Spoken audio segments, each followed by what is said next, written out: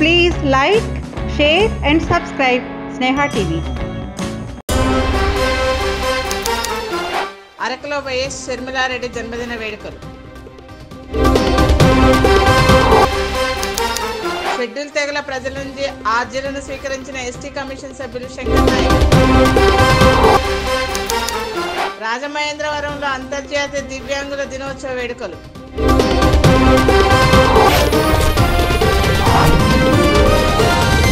అనకాపల్లిలో ధనుర్మాసం వేడుకలు ఘనంగా ప్రారంభమయ్యాయి.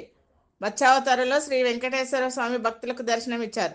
ఆంధ్రప్రదేశ్ రాష్ట్ర అర్చక ఎగ్జామినర్ రేచేటి గోపా అప్పలాచార్యులు ఈ వేడుకలను ప్రారంభించారు. వచ్చిన భక్తులతో ఆలయ ప్రాంగణం అంతా ఆధ్యాత్మిక శోభను సంతరించుకుంది. అరకులోయ కాంగ్రెస్ పార్టీ కార్యాలయంలో పిసిసి అధ్యక్షురాలు వైఎస్ షర్మిలారెడ్డి జన్మదిన వేడుకలు ఘనంగా నిర్వహించారు.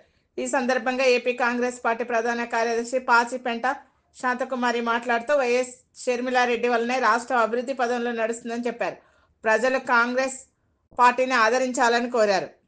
రాష్ట్ర నలుమూలల్లో కూడా ఈ జన్మదినాన్ని పురస్కరించుకుంటూ వైఎస్ షర్మిలారెడ్డి గారు ఆంధ్రప్రదేశ్ రాష్ట్రానికి పాదయాత్రతో స్టార్ట్ చేసి చరిత్రగా మిగిలిపోయే విధంగా తండ్రికి తగ్గ కుమార్తె కూడా అదే బాటలో నడవాలని కోరుకుంటూ రాష్ట్రానికి ముఖ్యమంత్రి అవ్వాలని నా యొక్క ఆశాభావం, మా కాంగ్రెస్ పార్టీ శ్రేణుల ఒక ఆశయం.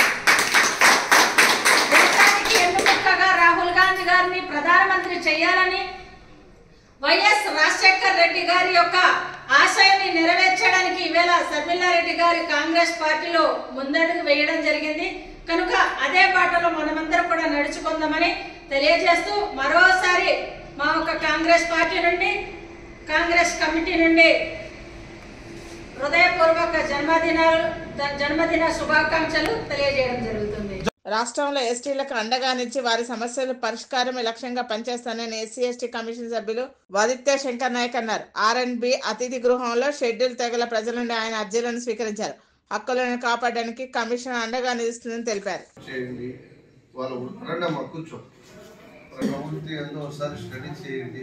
స్టడీ చేసి వాళ్ళందరికీ కూడా ఫస్ట్ ఆఫ్ ఆల్ గుర్తింపు కార్డు ఇవ్వాలి. ఆల్రెడీ మనం ఫిషర్మెన్ పెన్షన్ ఇస్తున్నాడు. అవునా? 50 ఏళ్ళకి ఓల్డ్ ఏజ్ పెన్షన్ సార్. 50 ఏళ్ళకి fisheries department pension already eligible ముగ్గురు పెన్షన్ ఇస్తున్నాం. మరి ఇవ్వాలి అంటే ఇదంతా ప్రభుత్వాలు తీసుకోవాల్సినటువంటి నిర్ణయాలు, అధికారులు తీసుకోవాల్సినటువంటి నిర్ణయాలు. ఇప్పుడు మీలాంటి వాళ్ళు నాలాంటి వాళ్ళు కాదు, ఇవన్నీ ప్రభుత్వము పెద్దలు తీసుకోవాలి. ఇది మీది, ఇది వాళ్ళది, ఇది అందరిది అనే మాట వాళ్ళు చెప్పాలి. అది ఎక్కడ జరుగుతాం? మేము మర్చి రాసుకోకుండా ఏదో ఇప్పుడు ఎస్టీ కమిషన్ మెంబర్ అని ఒక అర్జీ కూడా రాసుకోకుండా పరిస్థితి. రాజమహేంద్రవరంలో అంతర్జాతీయ దివ్యాంగుల దినోత్సవం కార్యక్రమం జరిగింది. ఈ సందర్భంగా కలెక్టర్ ప్రశాంతి మాట్లాడుతూ రాష్ట్ర ప్రభుత్వం అర్హులైన దివ్యాంగులకు సామాజిక భద్రత పెన్షన్ కింద ఇంటి వద్దన 6,000 ప్రతి నెల అందిస్తున్నట్లు తెలిపారు. దివ్యాంగుల్లో ఉన్న సృజనాత్మక వెలుగు తీసి ప్రోత్సహించడం జరుగుతుందని చెప్పారు.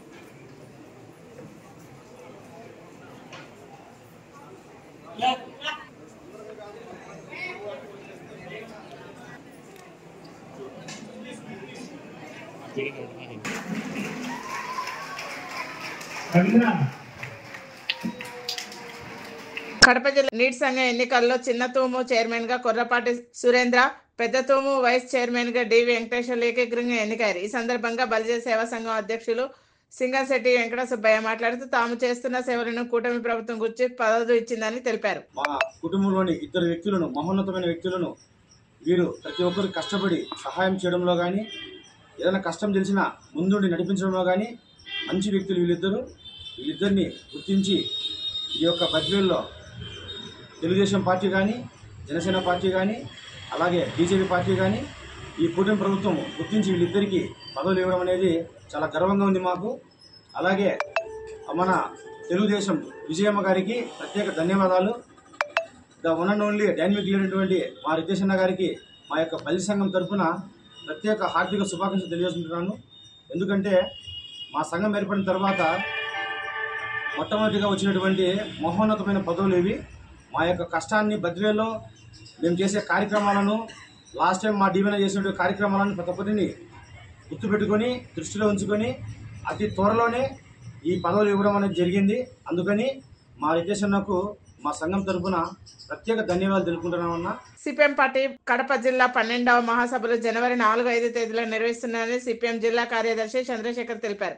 మొదటి రోజు జియాన్ కాలేజ్ వద్ద నుండి ఐటీఐ సర్కిల్ వరకు ర్యాలీ ప్రదర్శన నిర్వహిస్తున్నామన్నారు. కడప జిల్లాలో ఉక్కు ఫ్యాక్టరీని ఏర్పాటు చేయించడంలో ప్రభుత్వం వైఫల్యం చెందిందని విమర్శించారు. ఈ మహాసభల్లో మొదటి రోజు 4వ తేదీ జియాన్ కాలేజ్ నుంచి ఐటీఐ సర్కిల్ వరకు కడప నగరంలో పెద్ద ర్యాలీ ఉంటుంది. ఆ తర్వాత బహిరంగ సభ నిర్వహించడం జరుగుతుంది. ఈ బహిరంగ సభలో సిపిఎం పార్టీ కేంద్ర కమిటీ సభ్యులు ఎంఏ కపూర్ గారు, సిపిఎం రాష్ట్ర కార్యదర్శి వర్గ సభ్యులు ప్రభాకర్ రెడ్డి గారు హాజరవుతారు ఉపన్యాసకులుగా. అలాగే జిల్లాలో ఉన్నటువంటి 36 మండలాల నుంచి సిపిఎం పార్టీ సభ్యులు, అభిమానులు, శ్రేయోభిలాషులు, అదే వివిధ కార్మిక, విద్యార్థి, యువజన, ఉపాధ్యాయ, అలాగే వ్యవసాయ కార్మిక, రైతు సంఘాలకు సంబంధించినటువంటి కార్యకర్తలందరూ పాల్గొంటారు ఈ బహిరంగ సభలో. ఈ బహిరంగ సభ అయిన తర్వాత రెండో రోజు 5వ తేదీన జిల్లా మహాసభ ప్రతినిధుల సభ జరుగుతుంది. ఈ సభలో జిల్లా సమగ్రాభివృద్ధిపైన పెద్ద ఎత్తున చర్చలు జరుగుతాయి, ప్రాంతాల వారీగా, రంగాల వారీగా. ఆ చర్చల్లో ఈ జిల్లా భవిష్యత్తు 3 సంవత్సరాలు చేయాల్సినటువంటి ప్రజా సమస్యలపైన ఉద్యమాల పోరాటాలు రూపకల్పన చేసి ప్రణాళికాబద్ధంగా ఉద్యమాల పోరాటాలు నిర్వహించడం జరుగుతుంది. ఇందులో ప్రధానంగా జిల్లాలో ఉన్నటువంటి ప్రాజెక్టులకు సంబంధించి కడప ఉక్కు ఫ్యాక్టరీ పార్లమెంటు చేత ఆమోదించబడి విభజన చట్టంలో చేర్చబడి రాష్ట్రపతి ఆమోదంతో వచ్చినటువంటి దాన్ని ఇప్పుడు గత 15 సంవత్సరాలుగా అమలు చేయకుండా దాటవేస్తూ ఉన్నారు కేంద్ర రాష్ట్ర ప్రభుత్వాలు. దాన్ని నిర్మాణం జరిగే వరకు పోరాటం అనేటువంటిది పెద్ద ఎత్తున భవిష్యత్తు 3 సంవత్సరాలు నిర్వహించబోతా ఉన్నాం. కడప జిల్లా బద్వేలులోని సోమశిల ముంపు వాసులకు ఉద్యోగాలు ఇప్పిస్తామని చెప్పి మోసం చేసిన జోగు రామస్వామిని అరెస్ట్ చేయాలని సోమశిల ముంపు వాసులు ప్రభుత్వం డిమాండ్ చేశారు. బద్వేల్ పట్టణంలోని తిరుమల తిరుపతి దేవస్థానం కళ్యాణ మండపం దగ్గర ధర్నా చేపట్టారు. ముంపునకు గురి ఆర్థికంగా ఇబ్బందులు పడుతున్న దాదాపు 364 మంది దగ్గర డబ్బులు వసూలు చేసి ఉద్యోగాలు ఇవ్వలేదని వారు మండిపడ్డారు.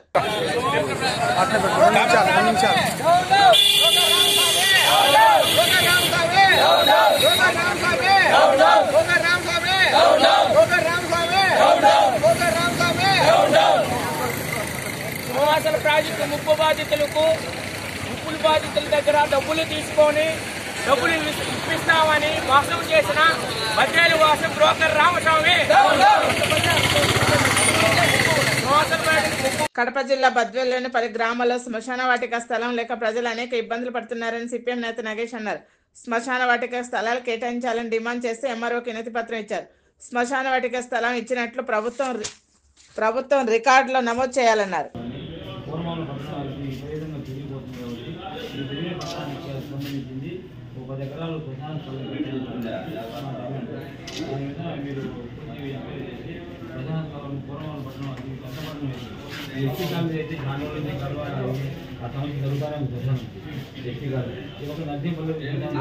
రాజమండ్రిలో దళిత యువకుడిపై జరిగిన సంఘటనపై ఢిల్లీలో ఎస్సీ కమిషన్ కు ఫిర్యాదు చేస్తామని మాజీ ఎంపీ మార్గాని భరత్ అన్నారు. కోటిలింగాల ఘాట్ నుండి 4th బ్రిడ్జి వరకు ఉన్న 15 ర్యాంపులలో డ్రైజింగ్ చేసి 800 లారీలు ప్రతిరోజు ఎమ్మెల్యే ఆదిరెడ్డి శ్రీనివాస్ అక్రమంగా తరలిస్తున్నారని ఆరోపించారు.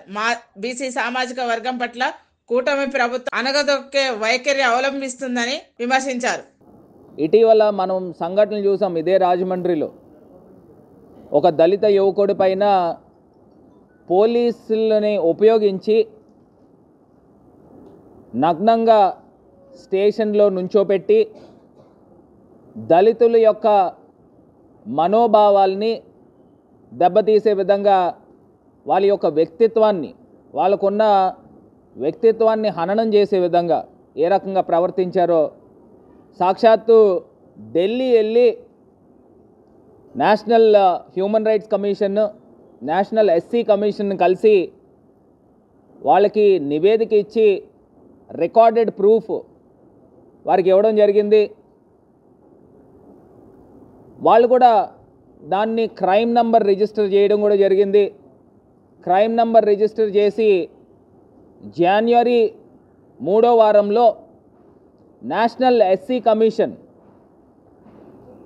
ఆంధ్రప్రదేశ్ రాష్ట్ర చీఫ్ సెక్రటరీకి, ఆంధ్రప్రదేశ్ రాష్ట్ర డీజీపీకి ఇద్దరికి నోటీసులు కూడా ఇవ్వడం జరిగింది. వీళ్ళిద్దరూ కూడా జనవరిలో ఇక్కడికి వచ్చి ఈ రాజమండ్రి ఘటన ఒకటే కాదు, రాష్ట్ర వ్యాప్తంగా ఎన్డీఏ గవర్నమెంట్ ఆంధ్రప్రదేశ్లో వచ్చిన తర్వాత ఏ రకంగా దాడులకు పాల్పడుతున్నారనేది ఆ అన్నాటిపైన వచ్చిన కంప్లైంట్లు అన్నాటిపైన విచారణ చేయబోతూ ఉన్నారు. నాకు ఒకటి అర్థం కాని అంశం ఏంటంటే, ఇప్పుడు దాకా సిఐ డైరెక్ట్గా తీసుకుని వెళ్ళి బట్టలు ఊడదీసి పోలీస్ స్టేషన్లో సెల్లో వేసి నుంచోబెట్టిన దానికి ఇప్పుడు దాకా ఏం యాక్షన్ తీసుకున్నారు? మేము 3 టౌన్ పోలీస్ స్టేషన్లో కేసు కట్టాం, దానిపైన ఎఫ్ఐఆర్ రిజిస్టర్ చేశారా? లేదు. Please like, share and subscribe Sneha TV.